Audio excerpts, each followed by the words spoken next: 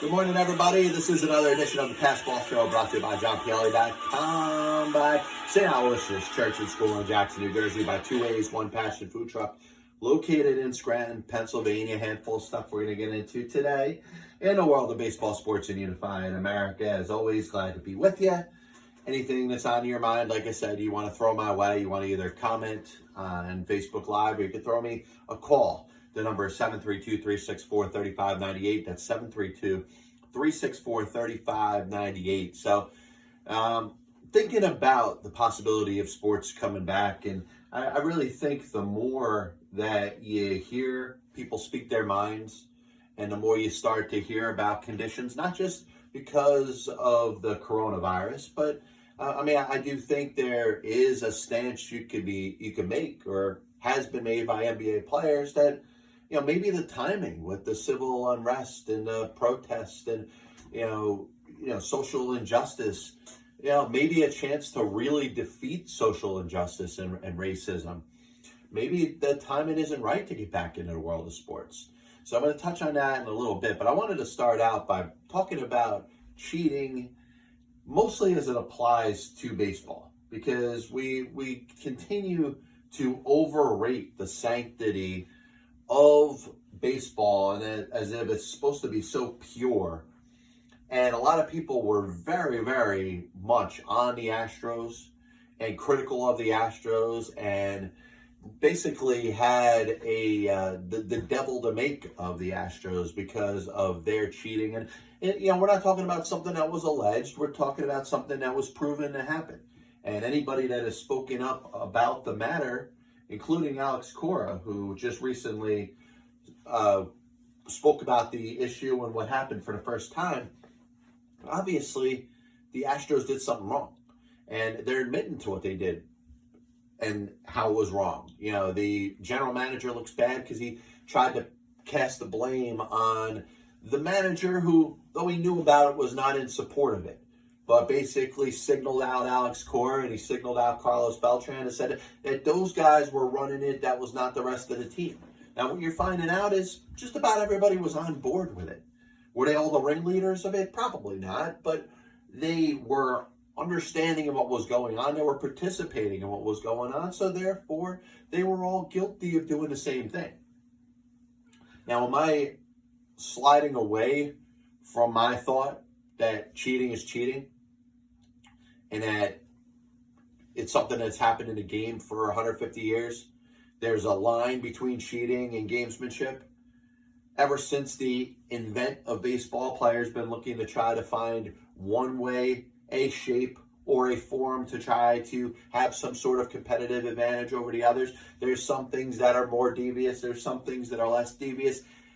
Yeah, I'm not going to slide away from that thought that I have behind it. Now, I'm open for discussion, because there's a lot of people that are against cheating. If they think cheating is such a devious thing that if you do it, you're ruining the game and you're ruining anything that you represent in a positive way.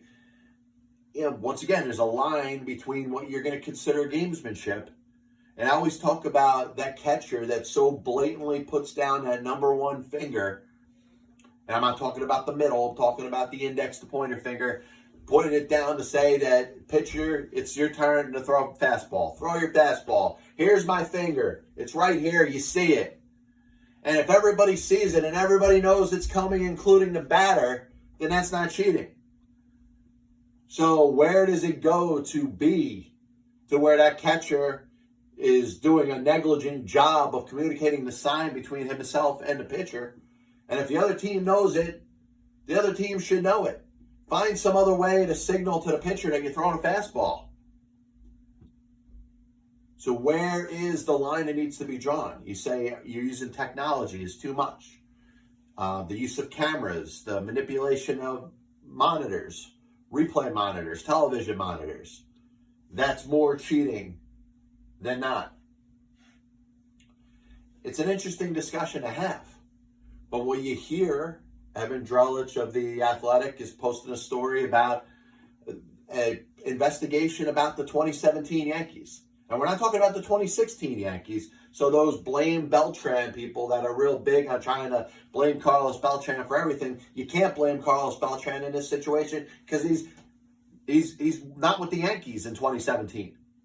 And remember Chris Young, the former outfielder that played for, amongst other teams, the Diamondbacks and the Mets and the Athletics and the Red Sox, also played for the Yankees. He talked about the Apple Watch idea that he says started with the Yankees. He said he took that Apple Watch idea and brought it over to Boston and shared it with his teammates with the Boston Red Sox.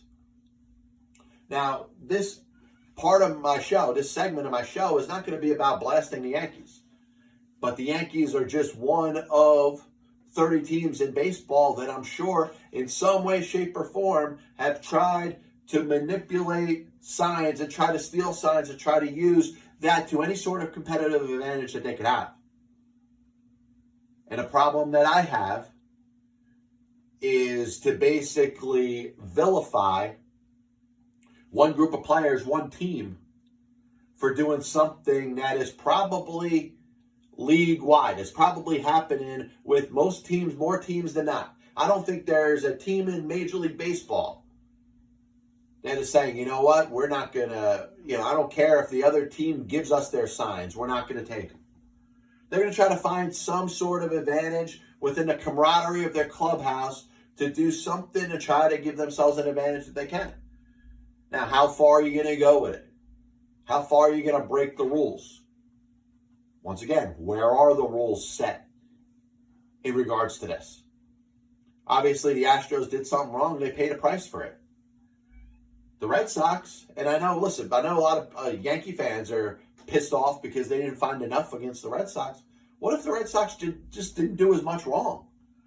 What if the Red Sox, just because they had the same manager in Alex Cora that was the bench coach for the Houston Astros, what if they didn't engage in the same sign-stealing system that the Houston Astros did? If you're a Yankees fan, you have a hard time understanding that because you want to think that they're one and the same. Well, Major League Baseball didn't find the same evidence that they found with the Houston Astros with the Boston Red Sox. So I'm not willing to give them a pass. I'm not going to say that the Red Sox didn't do anything wrong. But they probably did something that's a slap at a wrist more than what the Astros did, which resulted in the punishment that they got. Too much of a punishment, not enough. We could debate that. This whole shame tour that the Houston Astros were supposed to go on this year is not happening. Why? Because there's no baseball. Because of the coronavirus. And it's the perfect segue into the players and the owners in baseball fighting over the same things that they've been fighting over for the last, I'd say, at least 50 years. Maybe a little bit longer. You want to go back to the late 1940s. Danny Gardella. The Mexican leagues. Happy Chandler was a commissioner. You can talk about that if you want. But obviously there's been issues in regards to the rights of players, the rights of players, the control that the players have, owners using the reserve clause up through the Peter Sykes decision of 1975. And obviously things swung as a pendulum in favor of the players since then. And the owners have been trying to fight back. And Commissioner Manfred, I've said the biggest thing that he's doing wrong is he's trying to punch himself a ticket into baseball's Hall of Fame. He wants to win over the owners. He wants to get himself a lifetime contract as a commissioner of Major League Baseball. And the commissioner is supposed to work for the owners. We understand that. We understand that from day one. When Kennesaw Mountain Landis was brought in after the Black Sox scandal. He was supposed to be a voice for the owners, but yes, was supposed to represent the best interest of Major League Baseball. All of a sudden, years go by, there's a Players Association. Now we understand the difference between the two sides when it comes to collective bargaining. Now, the players 100% right here. Should they go back? Should they play for whatever the owners say? Once again, the owners have been pushing to lower the salaries of the players. And I know the majority of the people that are baseball fans, the majority of the people that are going to participate in a discussion about baseball are not making what the players are making. And look at what the players are making and say, hey, they're getting paid an awful lot of money. You know, what's 70% of the millions of dollars that you're making?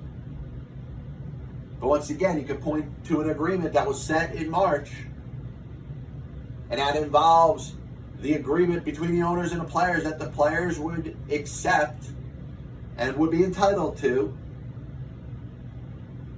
prorated pay, which means if there's 40 games in a season, the players would get paid for 40 games. The equivalent of that, if there's a half a season, they would get half of what their full pay would be over the course of the season. I think that's a fair enough agreement. Now you want to throw in there that there wasn't a thought that there wasn't going to be any fans. I think that's silly. Because you understood that was a distinct possibility when baseball suspended operations in March. Now you want to solve this. Once again, I know this statement that I'm about to make is not going to come out, in complete proper context. But if we could unify and bring thousands and hundreds of thousands, and in some cases millions of people together to protest, injustice and the treatment of African Americans, we may want to consider opening up sports stadiums and venues to handle a certain amount of fans in there. You're watching churches and synagogues open up to limited capacity. Why is the thought of baseball being played in stadiums with anybody in it why isn't that even on the table? Why isn't that even part of the discussion? The owners want to make back some of that money that they think they're going to lose. Open up your doors. And you know what? You'll find in a lot of states you're going to get little backlash. You're going to get little of a problem with opening up the majority of stadiums. And if you find it's 5 or 6 or 10 or 12 stadiums that can't be opened, then you move the location somewhere else. But the opening of stadiums should be in conjunction with some sort of audience, some sort of capacity. You want to go 25%? That's the number that's been thrown out there. You're talking about church, you're talking about social gatherings, you're talking about rooms. You're going to rent the hall. You're okay in some states to fill it to 25% capacity. You have a 50,000 seat stadium in Major League Baseball. What's wrong with saying that, hey, you could open it up to crowds of 12,500 or less? And you want to raise the price of tickets if you're the owners? I don't have that much of an issue with it. I'm not that ticked off if the owners say, all right, we'll make some money back by charging more for the tickets. And then once again, it's up to the consumer, right? It's up to you how much you want to go see a baseball game. Are you willing to pay, exorbitant prices or higher prices or more prices? Spend more of your money just to go see a baseball game? I'm sure there's a lot of people that would say no. I'm sure there's a lot of people that say, hey, we're not going to do that. But I bet you there's enough diehard baseball fans that say, hey, what's the price? All right, I'm going to go out there for a game. And if I enjoy the experience, I'll probably go out there again. Because you know what? When you think about baseball, you allow people in the stadium, all of a sudden you got to sell them something to eat. Concession stands are open. All of a sudden there's souvenirs you could sell. And you know what? There's employment. People are going back to work. They can work in that sort of environment. But it looks like it's just assumed that you're going to have any sort of sports. You can't have any sort of crowds. That doesn't make any sense. This copyright and broadcast is authorized under internet rights granted by the World Wide Web and solely for entertainment of our audience. Any publication, reproduction, or the use of the pictures, descriptions, and accounts of this game show without the express written consent of the Passball Show, JohnPLE.com, and John PLE LLC is prohibited. Any commercial or use of the program, such as by charging admission for a showing, is similarly prohibited.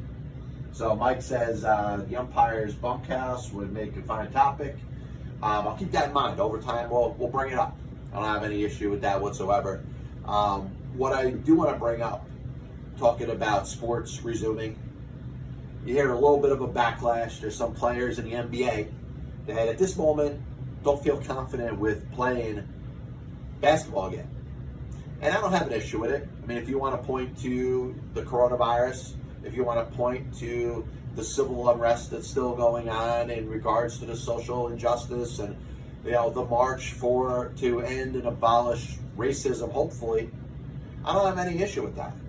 But it comes down to it, you have to deal in a group, whether it's players, whether it's owners, whether it's team executives, anybody that has a decision. And I believe when it comes to the NBA, everybody's involved in the process. You're going to have a consensus of what is right or what is wrong or what is the best decision going forward. If the majority of the players, the majority of the owners decide that they're okay with resuming playing the National Basketball Association, then I think you got to go out there and play. Now, for the players like a Kyrie Irving that don't want to play, I don't think you're being forced to play in any way. You see things in there if a player is at risk, somebody maybe in a situation where maybe they're not feeling, confident, they got some sick family members, if they pick up the coronavirus, they'd be more at risk of dying or getting really sick. They have the right to not play, and they'll probably be compensated for it. Now, those that choose not to play can opt out. So the story that's being made out of this, I don't think there's any reason for this to be made in anything more than it is. The same thing you're going to have with Major League Baseball. If baseball comes to some sort of an agreement over the way the season's going to play, how many games, how much of the pay the players are going to get, once there's an agreement, you're going to move forward with getting ready for the start of the season. So there's going to be players that are going to be more at risk. Those players will probably be compensated and will probably be able to receive pay and not play. And then there's going to be some that don't feel comfortable playing. And like I said, if it's because of the virus, that's fine. But also if it's because of George Floyd. If you don't feel comfortable in the country that you live in right now, and it doesn't matter whether you're a professional athlete or not, you got the right not to work. But if you choose not to work, you got the right to not be paid. So you have to weigh that out there. You want to, basketball players pretty compensated. The average salary of a National Basketball Association player is pretty much up there, especially those that are tenured in the league that have been around 3-4 years. They get paid pretty well. So I'm sure they're not losing out on much by sacrificing a certain amount of salary. And let's make this fact out there too. A lot of basketball players have already been paid. So if the decision is, I receive most of my pay, even if I don't get the last part of it, I still got paid for most of my season, don't play. Kyrie Irving, listen, there's nobody that's holding, a force to you to make you play. You're a professional basketball player. You've been gifted the ability to play at a high level. Many of your peers, more of your peers than not, are okay and want to get back to a basketball season. You don't want to? That's okay. And any reason that you give is okay, Kyrie. But that same thing applies to any other employee out there. You don't feel comfortable going to work right now, you got the right to stay home. It doesn't mean that your company's got to shut down. If you don't want to play, don't play. Now, I was thinking about, and a buddy of mine brought up the commissioners in Major League Baseball, and you can think of Commissioner Manfred right now, and there's been 10 commissioners in Major League Baseball, and most of them don't have the greatest of reputations. And this goes back to a point that I made earlier. Baseball is a devious game. It's been involved very much in scandal since its inception. So if you're a commissioner in baseball, you're probably part of what's been bad in the sport. Now you got a commissioner now, and Commissioner Manfred, that decides that he is working for the owners. He's trying to curtail the salaries of the players. He's trying to get baseball to start, but the players to give up a significant amount of their deserved pay, their agreed to pay. Pay that the owners agreed to pay them.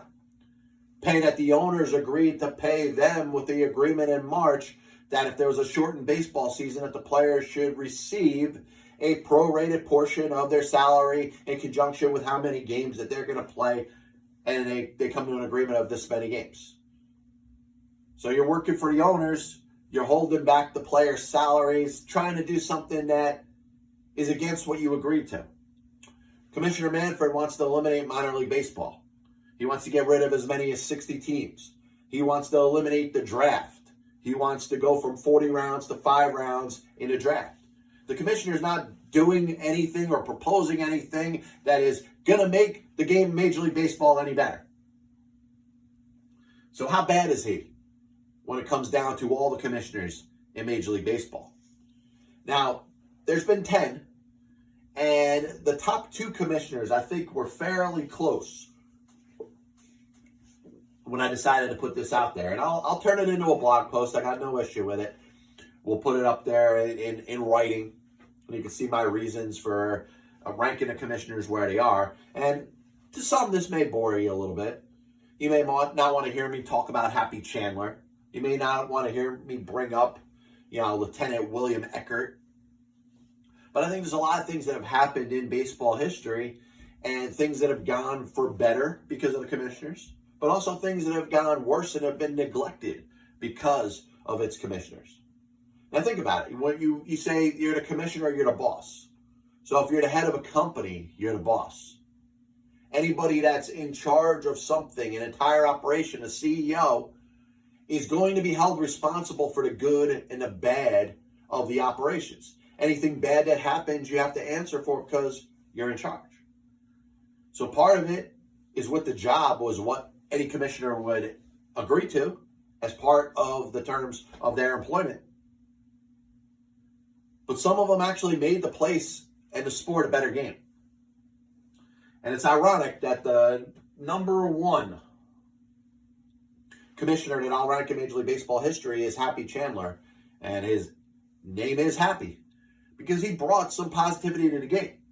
It wasn't until the death of the first commissioner, Kennesaw Mountain Landis, that baseball opened its eyes and its mind to the possibility of integrating its game. Now we think about it now, how can that even be a discussion? How can that even be a debate? And once the racist commissioner, which Kennesaw Mountain Landis was, he was a bigot. He did not like black people. Once he passed away, Happy Chandler, with help from Branch Rickey, helped integrate baseball and put it in a position where it is. Now, he also pissed off the owners because he used some money to put towards players' pensions, which was good, right? So he did something good for baseball. He did something good for the players. The owners didn't renew his contract because maybe it was part of the progression of the players getting some sort of rights. But next, we look at Fay Vincent, who didn't have a chance to be commissioner for that long. And there's a lot of labor issues going on during the time that Fay Vincent was the commissioner. That was, of course, after the death of A. Bartlett Giamatti and before Bud Selig took over. Now, Fay Vincent didn't have much of a chance to do a lot wrong. There was unrest between the players and the owners, which led to the strike of 1994. But Fay Vincent wasn't around for it. Now he backed the ruling of A. Bartlett Giamatti on Pete Rose. I think you could say that there are some positive things that were done over the course of time when Fay Vincent was a commissioner. But the problem is the commissioners of Major League Baseball in its history were so bad that Fay Vincent is the second best commissioner of all time. And the third best commissioner of all time is A. Bartlett Giamatti, who was the commissioner for 5 months before he died. Sense the theme here? You're in charge a short enough time where you could screw up very little. Ford Frick, putting the asterisks And obviously he was he worked for Babe Ruth. He was a ghostwriter for Babe Ruth. He supported Babe Ruth. But who wouldn't support Babe Ruth? He was the greatest baseball player to ever play. The GOAT, greatest of all time.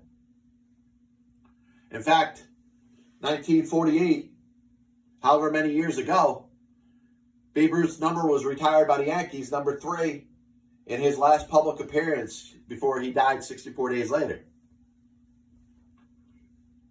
So he puts the asterisk, or not the asterisk, but makes it known that there's 2 all-time home run leaders for a single season.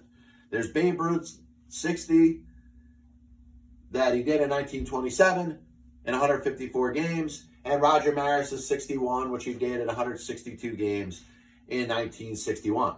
Now, of course, that whole point is mute, but, Ford Frick did probably more good for the game than bad for the game. You look at Bowie Kuhn, who had a deal with Charles Finley, but also had a lot of unrest go on during the time that he was there. Curt Flood's situation, I think he could have ruled a little bit better on that. Could have allowed for Flood to play Major League Baseball in the 1970 season, not resulting in his career being ended. So I hold that against Kuhn. Peter Ueberroth was very big on the players using drugs in the 1980s, but the thing that you have to hold against Peter Ueberroth is his willingness to accept the owners colluding against the players. And Peter Ueberroth, pretty similar to Rob Manfred, wants to win over the power of the owners. He wants the owners' support. What are the owners against? This instant spike in baseball players' salaries, rising by the day. But rising not because of supply and demand, but because owners can't wait to pay these players this exorbitant amount of money. So now all of a sudden you want to renege on it, change your mind, say, you know what, man, maybe we issued out a little too much money. The commissioner working together with the owners to be part of those collusion cases of 85, 86, 87, 88 was an embarrassment to the game. And a lot of that's on Peter Ueberroth. William Eckert, the general who took over, he was the commissioner after, I believe it was after Ford Frick, right? Or maybe it was before Ford Frick? Yeah, it was before Ford Frick. Didn't know a whole lot about baseball. Didn't gain a lot of respect while he was there over time. And because of that, he's just kind of looked at as a fish out of water. He oversaw Major League Baseball for a little while. Didn't really do much because he didn't really know much. And it was hard to build the respect of the owners, let alone the players and the fans, for a person that didn't know a whole lot about baseball. Now we get to what I consider the 3 worst of all time. And Bud Selig will fight me to death over this discussion. Bud Selig will tell me that there's so much positive that he did during his run as the commissioner. And he was the commissioner for a long time. I don't have any issue with some of the things he did. Expansion. Baseball as a business has grown. There's a lot more revenue in the sport than there ever was before, and that could be given to the commissioner. Baseball having drug testing for PEDs and you could give the commissioner some credit for. But who's the commissioner that oversaw the game over a strike which cost the 1994 postseason? Only twice in baseball history, 1904 and 1994, was there not a baseball postseason.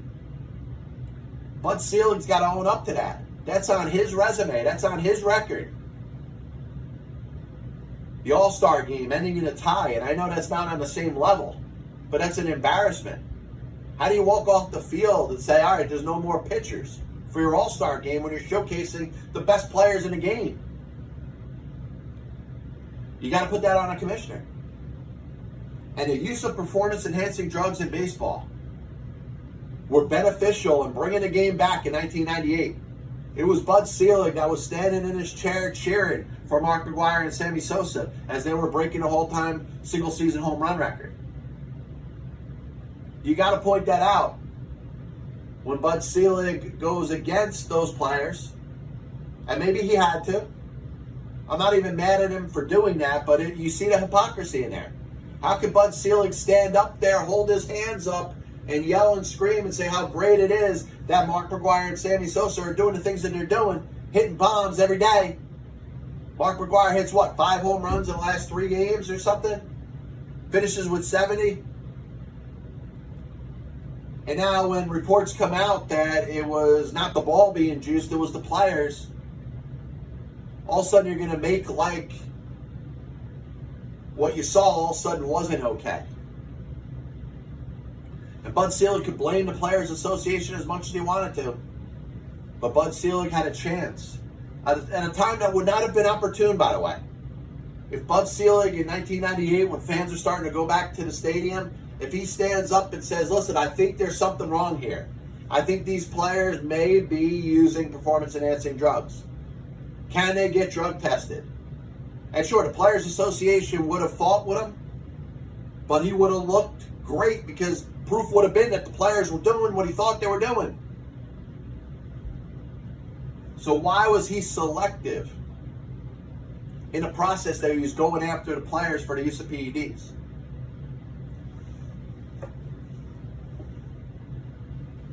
So if you listened to the show before, you know how I feel about baseball's first commissioner, Kennesaw Mountain Landis.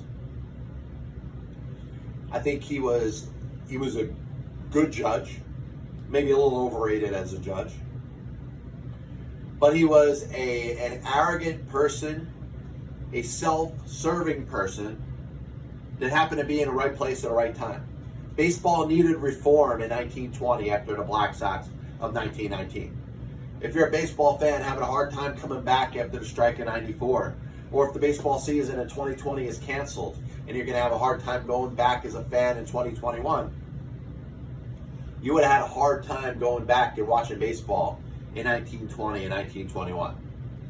Especially after it was revealed that the players, the White Sox of the 1919 team in the World Series, did what they did. The fact that they threw the World Series, that what the fans were watching was not on a level. So the commissioner, who becomes the commissioner, the judge, Mr. Landis, is in the right place at the right time. The game needs order. So here's the man to provide order for the game. And listen, this was a pompous and arrogant and self-serving individual from the beginning. Cared about himself. Cared about being the hero, the one to restore, quote-unquote, order to the sport. And while he had some success with it, he patted himself on the back a little bit too much. And then when it comes to race relations in the sport, Negro leagues are thriving in the 1920s and the 1930s. It's proven beyond a reasonable doubt that players with darker color skin can play the game just as good as their white counterparts. And Kennesaw Mountain Landis, he doesn't like black people. He doesn't believe in integration. He doesn't believe that a black ball player should play baseball on the same field as a white ball player. And he sticks to that. That's his narrative. That's what he believes. He takes it to the grave that that's what he wants for baseball. And I made this point on my last show that I did, but what if Kennesaw Mountain Landis was the commissioner? And I remember a story that the late great player Monty Irvin, Baseball Hall of Famer, Negro League star for the Newark club, played with the Giants in the 1950s, was a guest on this show. He made a good analogy or a good reason that Kennesaw Mountain Landis, being elected commissioner, was the direct relationship between African Americans not being integrated in the game. Now, if there was anybody that had anything to lose, it was Monty Irvin. Monty Irvin played those years with the Newark Baseball Club of the Negro Leagues. He missed out on prime years of his baseball career. Got a chance to play his last, 5 or 6 years before he hung it up. Won a World Series with the Giants in 1954, was part of the 1951 pennant-winning team. And he says, listen, if the Black Sox didn't do what they did, Kennesaw Mountain Landis doesn't become the commissioner. Kennesaw Mountain Landis, his strong hold that he has over the sport and the control he had over the sport, basically allowed him to do anything that he wanted to do. Anything. So if he didn't want blacks to play, blacks weren't going to play in Major League Baseball while he was the commissioner. And had to wait until he died for that to even be a distinct possibility. Hoppy Chandler becomes commissioner. All of a sudden, Jackie Robinson signed, played in the Major Leagues April 15, 1947. So I have a hard time saying that Kennesaw Mountain Landis was a great commissioner. He served for a long time. He was given a lifetime appointment.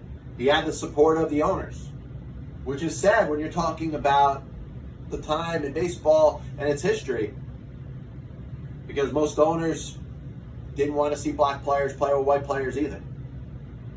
Now, a couple of them did, but their voices were kind of silenced. They knew what the commissioner felt, and the owners knew what the commissioner felt. So Rob Manfred, the commissioner of Major League Baseball, has a chance to be the worst commissioner of all time. How many players are going to lose that dream of playing professional baseball? How many players have already lost that by not being drafted in this year's draft? There's over 1,000 players from round 6 to 40 that didn't get a chance to be drafted this year. How many minor league baseball teams are going to not open up next year, let alone this year? It's not going to be this year. If there's a baseball season, there's probably not going to be a minor league season. In fact, we got to start moving to what I said before and having stadiums open at some sort of capacity to get back to the thought of having minor league baseball again. Now, this may be opportune. Coronavirus comes at the right time while the commissioner was looking to get rid of between 40 and 60 minor league baseball teams. Got a feeling that's never going to be the same. And I have a hard time not blaming the commissioner for that.